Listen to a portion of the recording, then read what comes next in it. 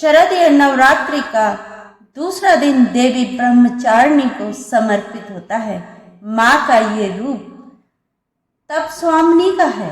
ब्रह्मचारिणी का अर्थ होता है तप का आचरण करने वाली। इनका स्वरूप अत्यंत तेज में और भव्य है। माँ ब्रह्मचारिणी अपने दाहिने हाथ में जप की माला और बाएं हाथ में कमंडल धारण करती है और श्वेत वस्त्र पहनती है। इनकी पूजा के दिन साधक का मन स्वाधिष्ठान चक्र में स्थित होता है। माँ ब्रह्मचारिणी की कथा। माँ ब्रह्मचारिणी ने अपने पूर्व जन्म में राजा हिमालय के घर में पुत्री के रूप में जन्म लिया था। तब देव ऋषि नारद के उपदेश से उन्होंने भगवान शंकर को अपने पति रूप में प्राप्त करने के लिए अत्यंत कठिन तपस्या की थी। इस दुष्कर तपस्या के कारण इन्हें तप सचारिणी अर्थात ब्रह्मचारिणी नाम से जाना गया। कथा के अनुसार 1000 वर्ष उन्होंने केवल फल मूल खाकर व्यतीत किए और 100 वर्षों तक केवल शाक पर निर्भर किया था। कुछ दिन तक कठिन उपवास रखते हुए देवी ने खुले आकाश के नीचे वर्षा और धूप के भयानक कष्ट भी सहे। मैना माँ हो गई दुखी।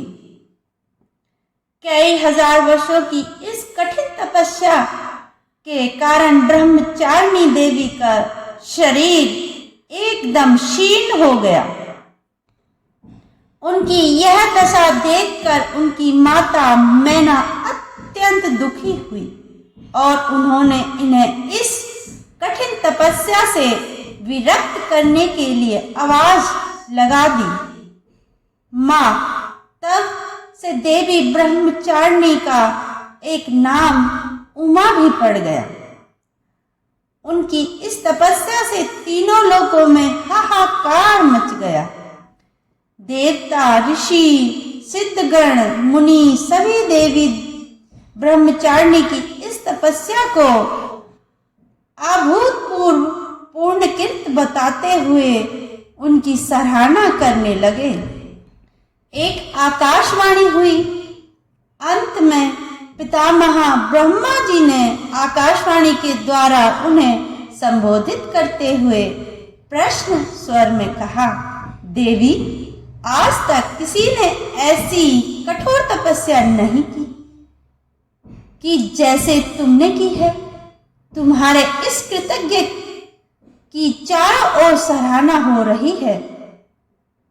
तुम्हारी मनोकामना सर्वतोभावेन परिपूर्ण होगी। भगवान चंद्रमौली शिव जी तुम्हें पति रूप में प्राप्त अवश्य होंगे। अब तुम तपस्या से विरक्त होकर घर लौट जाओ।